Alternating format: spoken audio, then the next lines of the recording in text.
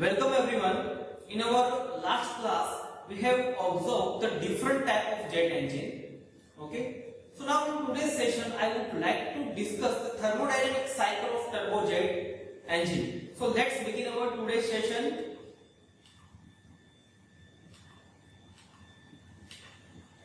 Here we have a schematic of turbojet engine, and before going toward the thermodynamic analysis of turbojet engine, it should require to have a thorough understanding of theoretical aspect of turbojet engine. Okay, that we have already discussed in our previous class, but still I would like to recapitulate the thing again here. Here you can see we have a schematic of jet engine, and the process number 1 to 2 is known as a diffusion process. Okay, as we start the compressor of jet engine, okay, compressor will induce the air from the surrounding.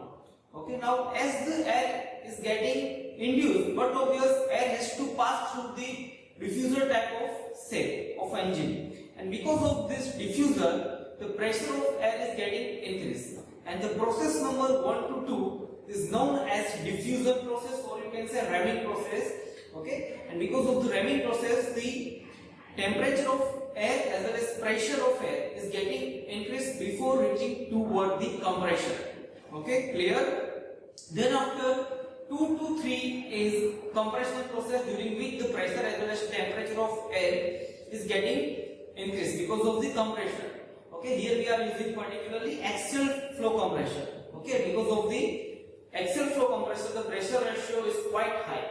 Okay, so at the outlet of compressor at point 3, we have an extremely high pressure, high temperature air. Now we are supplying this air to the combustion chamber, where the air is getting mixed with the fuel, and because of the mixing, there is an initiation of the combustion, and at point 4 we have a product of combustion with us having high temperature and high pressure.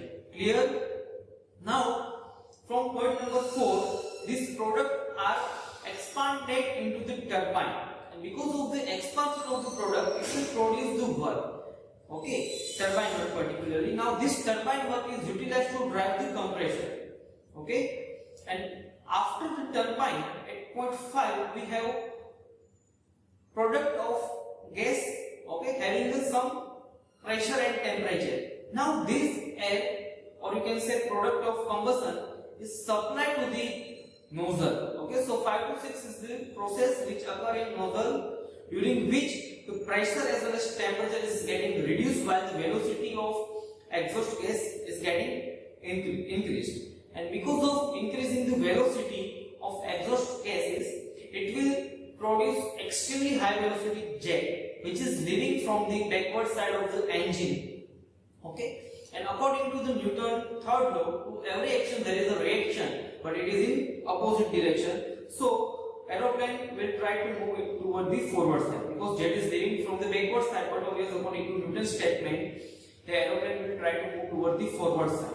Okay, clear to all? So it is all about the theoretical aspect of the turbojet engine. Now I would like to start the actual thermodynamic analysis of cycle.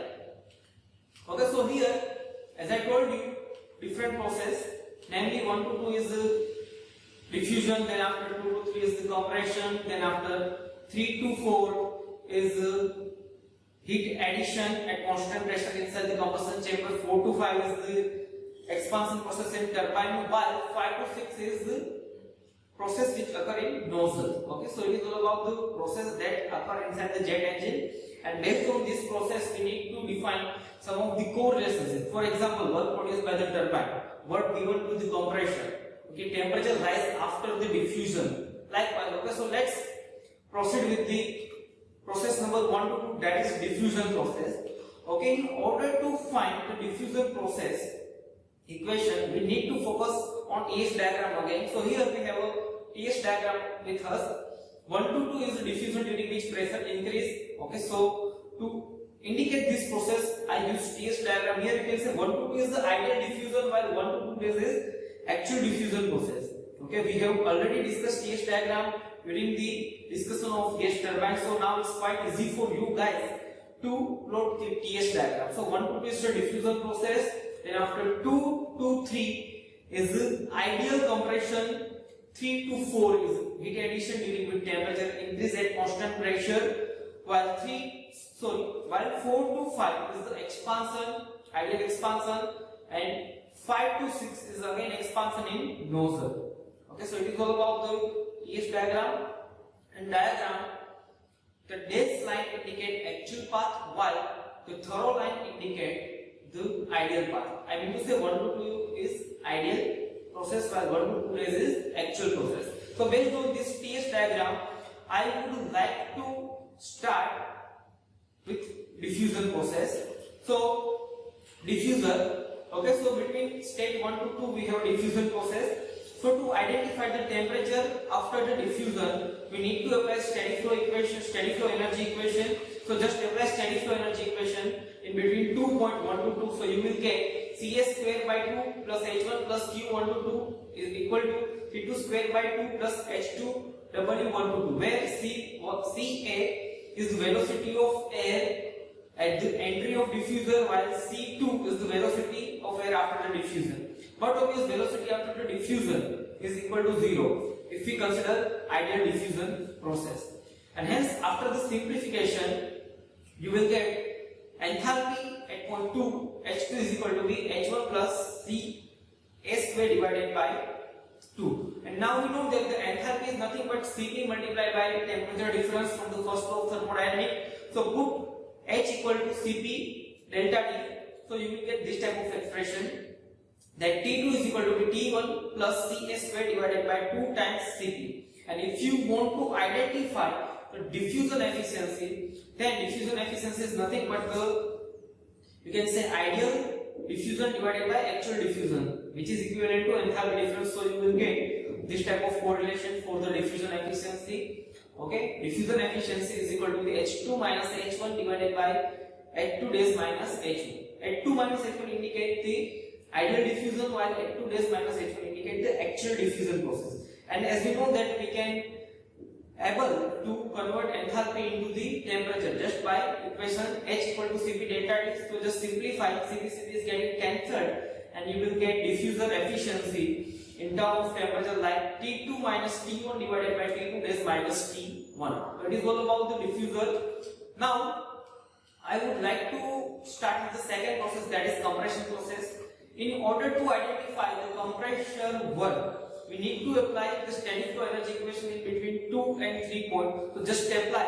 So here we have H2 plus C2 square divided by 2 plus Q2 to 3 plus WC is equal to H3 plus C3 square by 2. And therefore this, the compressor work is given by the equation, that is H3 minus H2. That is nothing but the enthalpy difference across the particularly compression. Okay, which is again equivalent to Cp T3 minus T2. So just you need to apply steady flow energy equation for each and every process. Once you apply steady flow energy equation, you will get clear idea about the thermodynamic cycle of turbojet engine, and you are able to find different parameters likewise. Okay, now next we have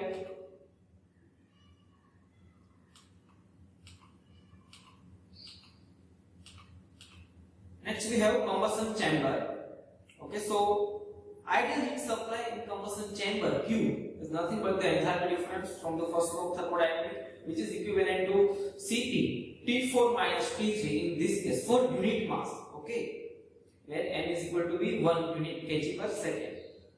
And if you want to identify the actual heat supply, okay, then you need to multiply by enthalpy at the outlet with mass flow, and that is 1 plus mf by ma H4 minus H3.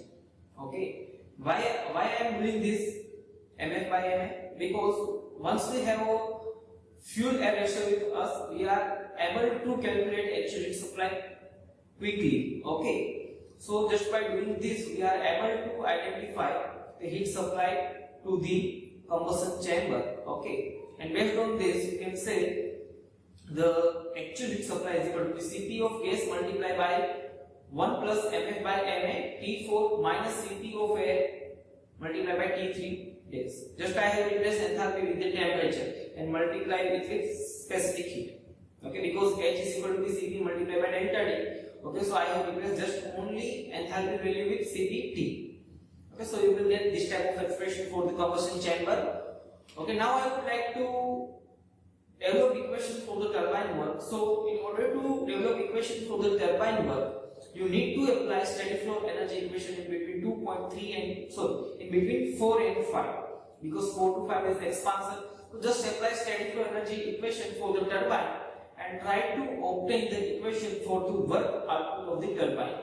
Okay, please try to solve. Okay, so here we have equation H4 plus C4 square divided by 2 plus Q4 to 5 is equal to H5 plus C5 square divided by 2 plus WT. In turbine we are not supplying heat, so Q4 to 5 is getting cancelled out. Velocity difference is neglected because of very small difference. Okay, so turbine work is nothing but, you can say, H5 minus H5 plus C4 square minus C5 square divided by 2. But you can neglect this velocity difference if you want, because it is quite negligible difference. Okay, so just from simplification, turbine work is equal to, you can say, H4 minus H5. Okay, then clear to all, with the assumption that the velocity difference is to be neglected because it is very small, and if you want to keep, then you can also keep it. Okay, clear to all. Then after we have jet nozzle. Okay, so for the nozzle, in order to identify the velocity of jet at the outlet of nozzle, we need to apply steady flow energy equation between 0.5 and 6. So just apply steady flow energy equation, so you will get H5 plus C5 square divided by 2 is equal to H6 plus C6 square divided by 2. Now try to simplify. Okay, so you will get expression for the actual as well as ideal cycle. For the actual cycle, we have H5 dash plus C5 dash square divided by 2 plus H6 dash plus C6 dash square divided by 2. Okay, and based on this, you will get the H5 dash is equal to H6 dash plus C6 dash square divided by 2, and based on that, the velocity of jet at the outlet of engine, that is C6 dash, is equal to under root of 2 times into bracket enthalpy at 5 dash minus enthalpy at 6 dash. So it is all about the thermodynamic cycle of turbojet engine. Okay, just you need to keep steady flow energy equation in your mind. Okay, don't go for the mug-up of all the equation, but instead of that, just go for the steady flow energy equation. Once you have steady flow energy equation in your mind, you are able to derive lots of equation, because jet engine itself is a steady flow system. So to identify and to analyze the different parameters, what you need to do, you need to apply steady flow energy equation for each and every individual part. Okay, and try to simplify, you will get all equation. Okay, clear to all? Thank you.